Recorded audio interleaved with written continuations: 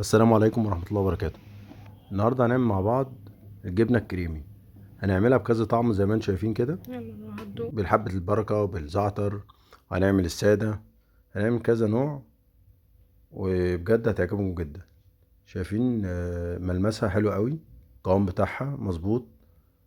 في ايدينا طبعا ان احنا نخففها ونتقلها. طبعا انا كنت عايزها بالشكل ده تنفع لسندوتشات المدارس الاطفال وكده، بجد حلو قوي. هنعمل نوع بحبة البركة، وهنعمل بالزعتر اللي هو اللبناني. هنعمل بكذا طعم يعني، كلها هتتعمل يعني في 5 دقايق.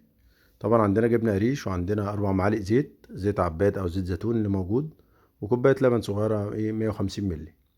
هننزل أول حاجة كده في الخلاط بالجبنة بتاعتنا.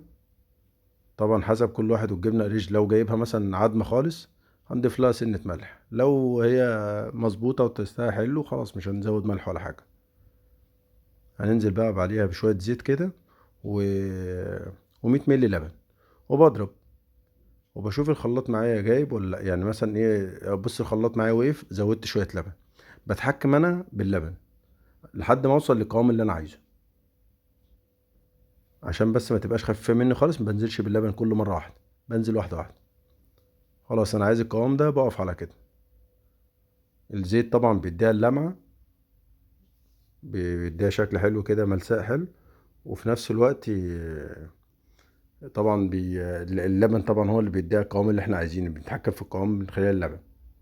انا اديت هنا للجبنه بتاعتي معلقه ملح صغيره كده.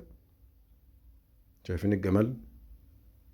بجد حلو قوي، لازم تجربوها. يعني هتنفع في الفطار، في العشاء، في اي وقت يعني. والسندوتشات طبعا الاطفال في المدارس، جبنه سايحه زي ما انتم شايفين كده، تحفه يعني.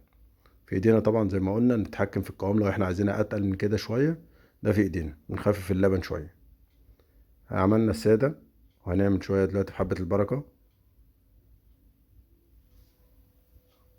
وممكن طبعا نعمل بكذا طعم طبعا. يعني ممكن نضرب مع الجبنة دي بسطرمة في الخلاط، ممكن نضرب هريسة شطة، ممكن نضرب قرن فلفل اخضر على احمر على طماطمايه. كل ده ممكن في ايدينا اللي احنا نغير الطعم خالص. احنا بس عملنا الفكرة، وفي نفس الوقت في ايديكم طبعا، كل واحد بيحب حاجة ممكن يزودها. انا جبت برضو الزعتر ده تحفة بجد على اللبنة دي، جميلة.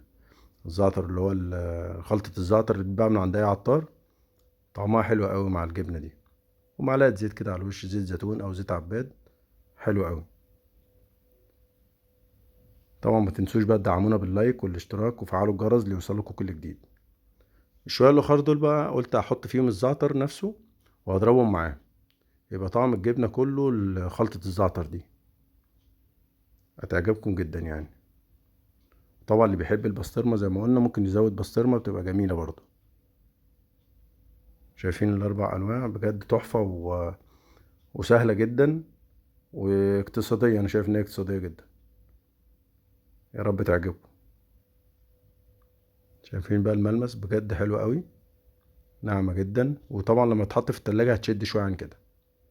ما تنسوش بقى تدعمونا باللايك والاشتراك وفعلوا الجرس ليوصلكوا كل جديد. شايفين؟ بتفرد بكل سهولة. جبنة سبريد هايلة.